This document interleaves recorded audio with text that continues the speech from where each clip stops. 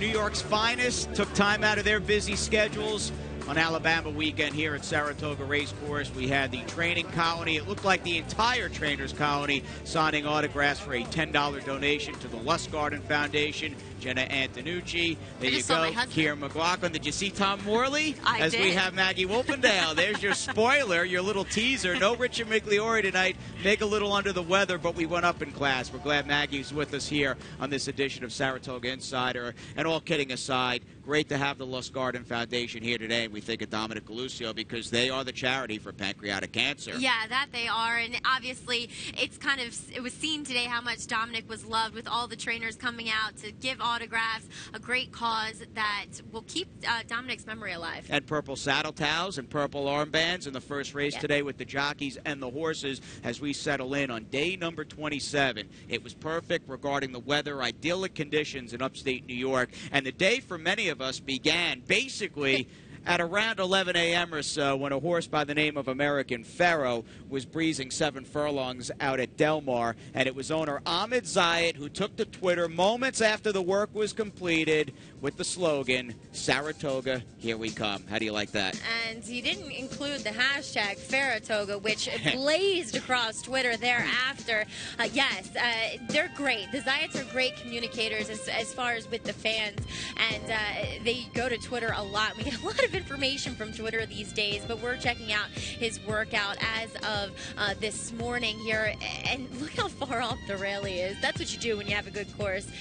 Don't let anybody else get in your way. He worked the 7/8 and 1:23.1, which was the posted time for him, but just machine-like and just totally what you want to see with a horse that's going to head into the last Grade 1 3-year-old race of the year. It's the most prestigious, I think, obviously, our Midsummer Derby, as we affectionately call it here at Saratoga, and I'm sure this place will be rocking when American Pharoah gets here, as he is scheduled to arrive Wednesday. All of about 83 seconds in that workout to tell Bob Baffert that American Pharoah has not missed a beat. He's ready for his 1.25-mile test. Bob Baffert, by the way, 1 for 5 in the Midsummer Derby, won it almost 15 years ago with an eventual Horse of the Year in Point Given, had the beaten favorite a year ago in Bayern. Looking forward to having Pharoah with us at Saratoga Racecourse. How do you like that?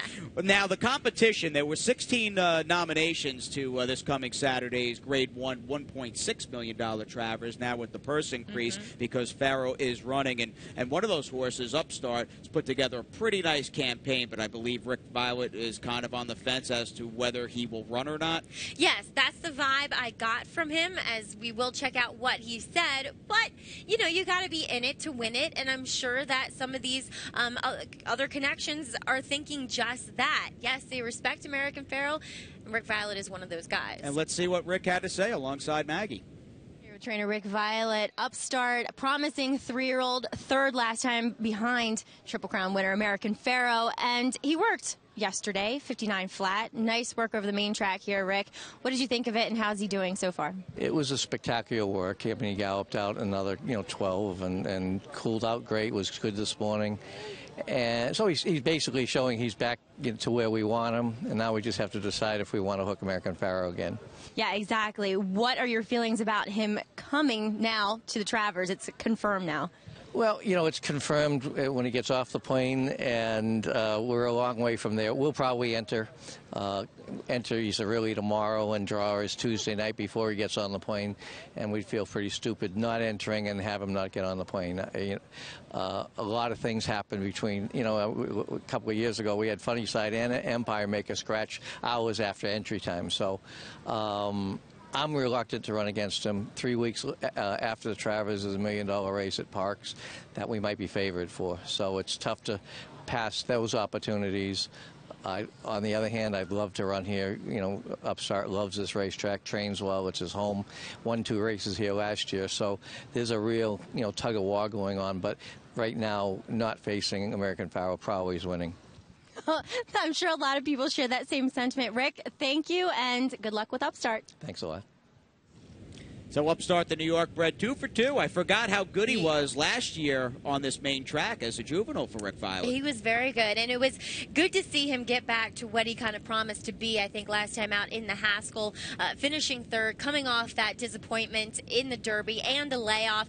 I think we saw what Upstart could give us. Granted, nobody's as good as Pharoah, but at least he's training well. At least there's the option of running him in the Travers. And it is the graveyard of favorites, after all. This place dubbed that for good reason. Now, there were no favorites going down in yesterday's TVG Pacific Classic. How about the effort from Beholder?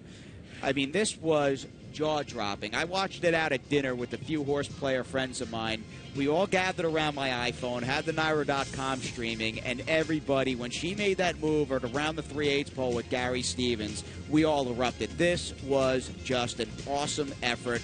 First winner, female winner of the Pacific Classic in a quarter century. And to widen the margin that she started to open up, I thought, well, you know, she kind of opened up a little maybe too soon. It was, I mean, granted, it looked like the other horses were walking and she was cantering by them. She went by them so quickly. But to extend that through the stretch, I thought was absolutely incredible. She earned the highest speed figure thus given far by Beyer, 114 of any horse this year. It looks as though we have the Grade 1 Zenyatta, and maybe she'll face the boys in the Breeders' Cup. We'll see. No matter what, Richard Mandello, kudos to him and his team out there. World of respect for Richard Mandel and the job he has done with Beholder. As we move on to the action today, it's sunny Saratoga Racecourse. 27th day of racing. Let's do it. Second running of the Tail of the Cat, named, of course, for a former King's Bishop winner. Sprinters ready to throw it down, 3/4 on the main. And here is track announcer Larry Colmus. Dude is out fast, and there goes Fastana now. Fastana is up to grab the lead and opens up. Weekend Hideaway is second. Scarlet Charlie third. Stalwalking Dude is fourth.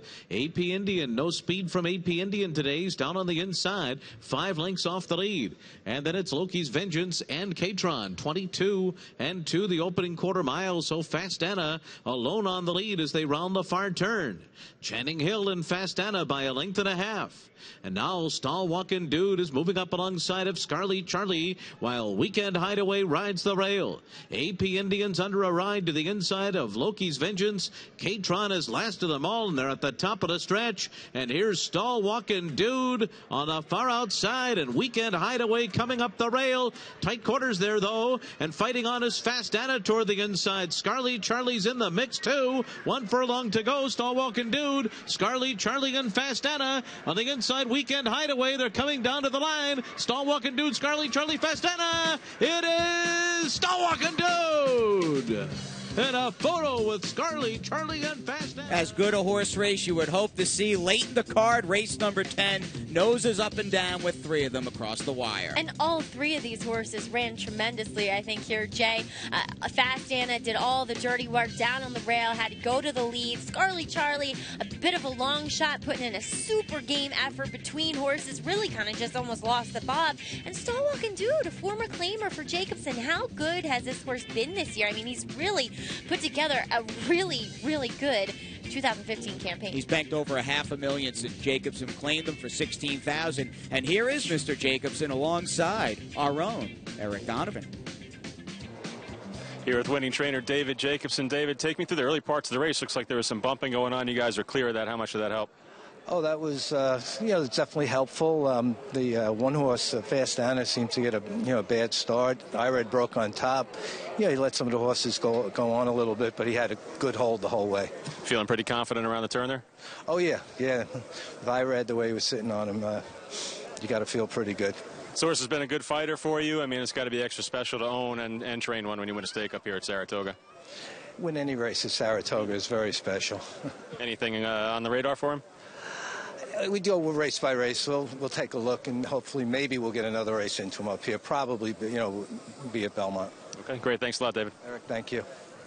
Maybe the Vosburg, if he doesn't run again upstate at Saratoga Racecourse, the Grade 1 Vosburg, in which Rockfall is targeting that race for trainer Todd Pletcher. But talk about it, Maggie, or you can talk about it. A tag team sprinting duo for Jacobson with Stalwalk and Dude and Saludos Amigos. Yeah, he has some pretty good sprinters in here. And they're the total blue-collar horses. I mean, you look at the pedigrees on both of these horses.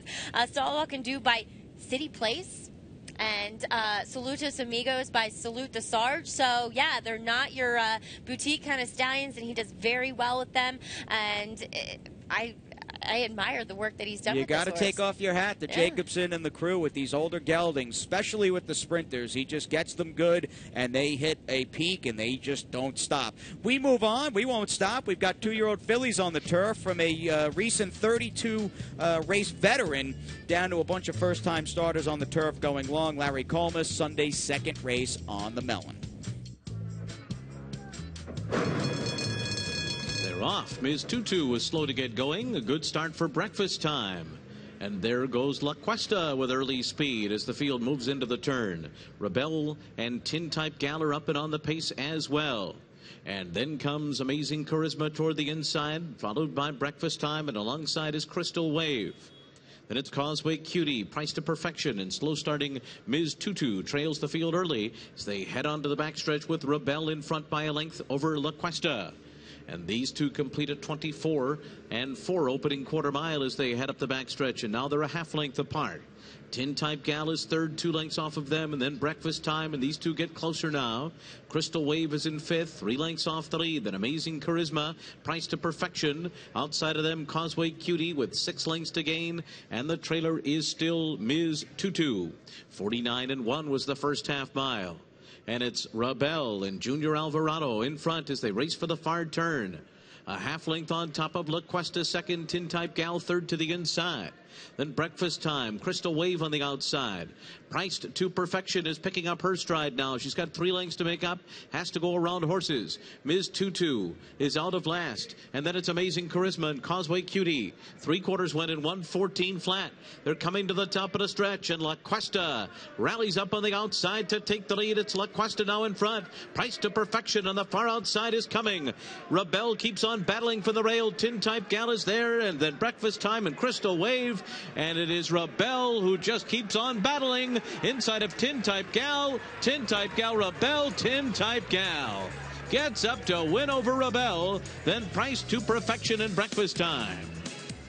What a ride. This was your Paddock Insider play. You had to feel pretty good off the quarter pole, Maggie, with Luis Saez and Tin Type Gal with the ride, this filly pole beneath Luis. Yeah, Luis is riding really, really well, and he's a very strong rider, too. I appreciate that. But I love having a feeling about a horse, Jay, and it coming into fruition here with Tin Type Gal. And I just knew that Graham wanted this filly on the turf. He got the race into her. I love the way she's put together. Obviously, she's bred very nicely, being a daughter of Tappet out of a multiple graded stakes winning mare. So, yes, rewarding win in the second for And me. a good effort in defeat from Rebel, who, much like the winner, sat on the rail, and the third-place finisher, Priced to Perfection, will be very tough off a wide trip debut in her second start at a very short price. We're even favored to come back for another segment. We check out 2-year-old fillies, kicking off Sunday's Late Pick 4 on Insider.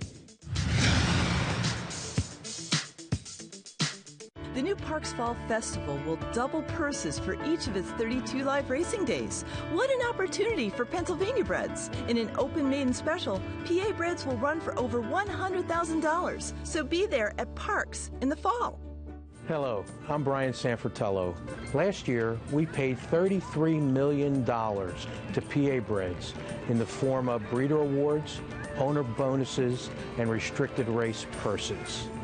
Our Equine Coalition Group is united in the pursuit of making sure that we receive every dollar we deserve. And that's why our Racehorse Development Fund has been constant in the past 4 years. Please go to our website at www.pabred.com or give me a call at 610-444-1050.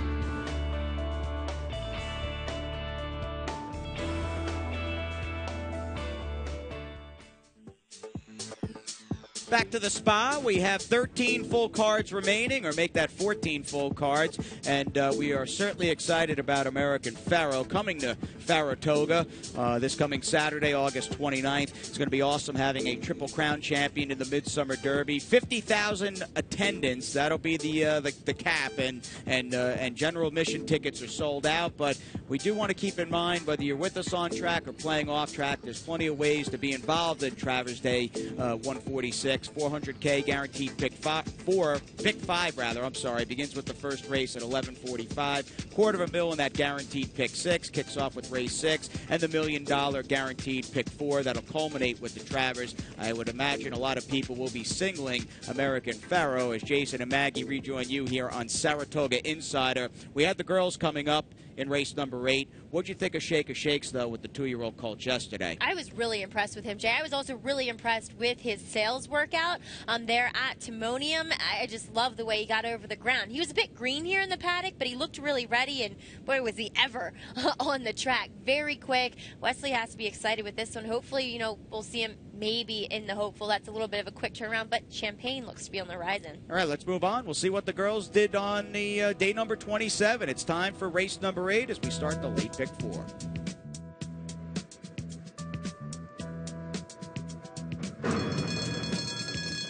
They're off. Reincarnation is out for the lead. True Pleasure goes with her. These two to the front. And then it's My Second Million, followed by Blushing Humor.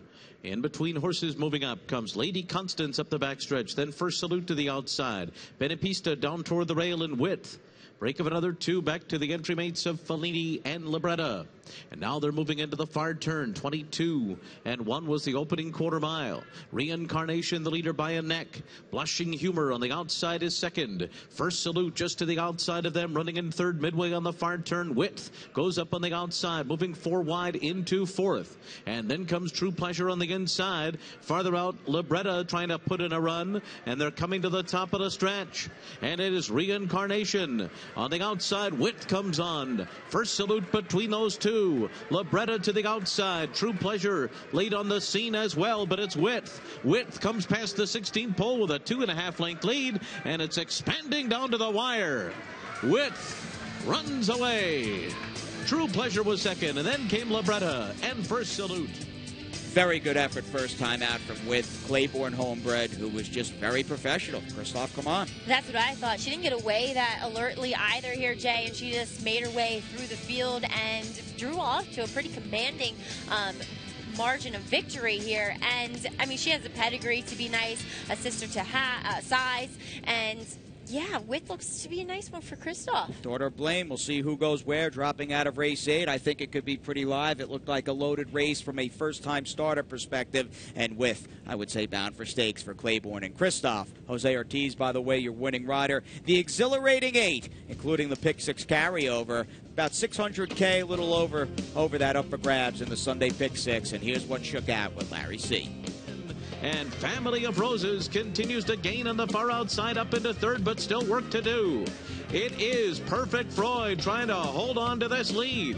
On the rail, Kate is a 10. These two are now well clear from the others, and Kate is a 10, has come through to take the lead. And Kate is a 10, will do it by a neck. And then it was Perfect Freud second, followed by Family of Roses, and Lucky goes in 45 and 3. They're into the stretch, and it's well lawyered. Coming into the final furlong in front. On the rail, Forest Boy battling back in second. Forest Boy comes right back after well lawyered down to the 16th pole. And then it's Clean Cut Kid. And then Mac Miller, and Towering Moon is closing late on the far outside. Here comes Towering Moon to win it! Getting up in time over Clean Cut Kid. Then Forrest swings up 3 wide, and on the far outside, as they come to the top of the stretch, it is Forge Ahead Frankie, 1 furlong to go. Jacko Liam in front. Power Nap on the move on the outside. Forge Ahead Frankie, third. Combat Diver takes fourth. Power Nap has taken the lead. Jacko Liam fights on. Forge Ahead Frankie, third. Jacko Liam's coming back on the rail. Jacko Liam, Power Nap. Jacko Liam by a nose over Power Nap. then forge ahead as they come to the top of the stretch. One more night joined by Smarvelous, a 45 1/2 mile, and Smarvelous is in front. One more night on the inside is second. It's 3 lengths back to Slanowalia, and then it's Bellarmine, and on the inside comes Regulus. As they pass the 16th pole, Smarvelous is pulling away. And Smarvelous and Ruben Silvera are alone at the wire. And then it was one more night, followed by Bellarmine and Slanowalia for the stretch, and it's wide open. It's Bugle Blues and Gear Jammer. To the outside comes Talladega. Mohican Chief trying to find a spot right behind them. Then to the outside, it's Grand Sky into the final 16th, and it's Bugle Blues still there. And Bugle Blues has the lead as they come down to the line and holds on to win it. Over Talladega, Mohican Chief was third, and Grand Sky fourth, coming to the top of the stretch. And it's Diva Express and Magnificent Margot. Diva Express has taken the lead. Scatcapade moves up alongside. These two come to the 8th pole, Diva Express and Scatcapade, and Lady of Victory is closing through between those two, and now has to switch to the outside as they come into the final 16th. It's Scatcapade and Lady of Victory. Scatcapade a half length on the wire. Lady of Victory second, Diva Express third, coming wide at the top of the stretch, then Great Dancer. They're into the stretch, Cuppa Joe in front. Down to the 8th pole, McKagan is second. On the outside, Team Colors finishing with a rush now, and here comes Great Dancer with a full head of steam too. Team Colors, Great Dancer, these two will decide it. Team Colors, Great Dancer on the outside. They come down to the line, and Great Dancer does it. Runs down Team Colors to win. And then it was McKagan, and I'll move outside by Connor and stroll on down, and they're into the stretch. And it is Pine Ridge Forest. Pine Ridge Forest kicks away to lead by 2. Secret Scholar is second. Stroll on down on the outside is trying to close in. Shifting ground there, Pine Ridge Forest drifting out. Stroll on down is closing through on the inside. And Tino from far behind, but it's Stroll on down. Stroll on down will do it. And then it was Pine Ridge Forest, and no one ever... Stroll on down, moseyed on down to the wire first. A magical mystery tour through the stretch. Had to survive a jock's objection, in fact, and a steward's inquiry. They left it alone. Ruben Silvera picked up his second on the day, Maggie. Good for him. And a $418,000 pick 6 awaits Monday's card, 9-race program that'll get underway at 1 p.m. Let's check out the rider standings. We've got another Sunday down. There is 13 full cards remaining. We've got 2 6-day weeks and, of course, the Monday program here tomorrow afternoon. And you've got Irad Ortiz with 43 thanks to a 3-win afternoon. He's pretty unstoppable, this young guy, Irad Ortiz. I mean, leading Javier and Johnny V, who is obviously the leadingest jockey at Saratoga going out throughout history. But Irad, he's just sensational right now, and he's on the right horses. Kudos to his agent, Steve Rushington. 7 calls tomorrow for Irad. Javier has 4. As we check out the trainer standings, Todd Pletcher 1 starter tomorrow afternoon. Chad Brown sends out a pair. And how about Christoph Kamani? Perfect 2 for 2 on day 27 here. And taking down the grade 3 cliffhanger at Monmouth Park with Middleburg. So Christoph getting into that high percentage territory. Michael Dubb picked up a win. He leads all owners. Matthew Sherrick continues to do well at the meet. And we'll go to the claims. Races 4 and 5. Very popular. We'll have 2 slates to show you. Yeah, Jack Liam, 9-way shake. He was the first one of today as he won for my main man in Maryland, Kieran McGee. Steve Placeres picks that one up. And also Bellarmine out of the 5th race will go to Steve Asmussen. Wow, back-to-back 9-way shakes. That might be a first here on Insider. Good to see. A lot of people wanted to drop slips. And I tell you, people are pumped up here at Saratoga as we check out a Monday card that features the Summer Colony and Jess's Dream.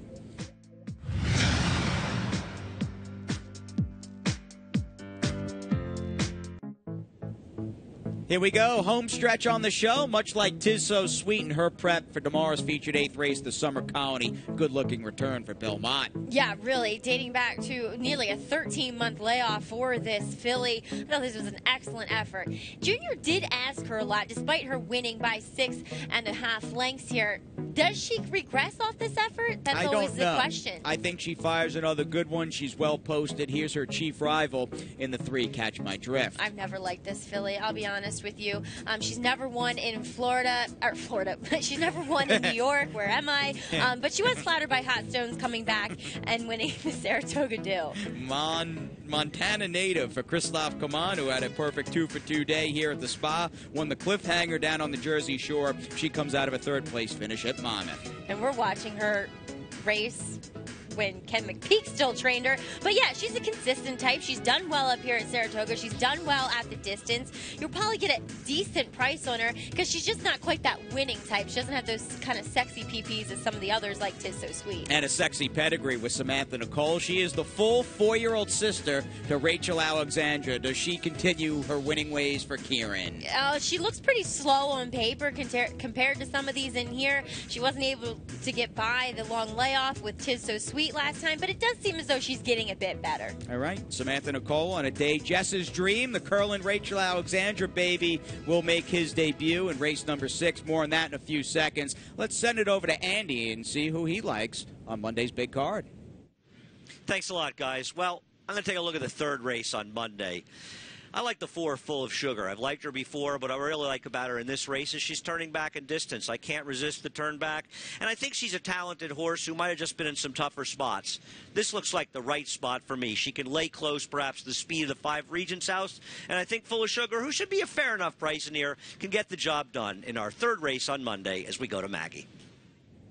Well, thanks, Andy. I'm actually live right now. I'm here in the studio, but just going to take a look, as Jason was talking about, Jess's Dream in the 6th race tomorrow, debuting at 1 1/8 here, Jay. It's pretty cool that we have both of Rachel's babies running here at Saratoga. She has to live up to her little sister's debut, which was pretty impressive. But Jess's Dream, the thing is, it's obviously the 2 champions from the, Jess Jackson, coming together, Curlin and Rachel. Obviously, we're going to love her baby. But there's been a lot of starts and stops with this guy's work tab so far and, his career, that he hasn't even made his first start until now. Well, he's got to go 9. This is the first starter in at least 5 years, Kieran McLaughlin running a first-time starter on the dirt at Saratoga going long. This is a move he does not do often. He'll have to be pretty good beneath Johnny V. All Rise is likely to take some play. Second off a layoff, he'll get first-time Lasix, and we'll send it to Monday's low roller. $40 buy-in, first floor of the grandstand, an easy game, $2 win-play show bets. You cannot go wrong. Sign up first floor of the grandstand. We're in Saratoga, Florida, over the wintertime down at Gulfstream Park. We're going to call it a day. It's been a long one. We hope you had a great Sunday afternoon at Saratoga Racecourse. Study up for the low rollers and that $400,000 pick 6.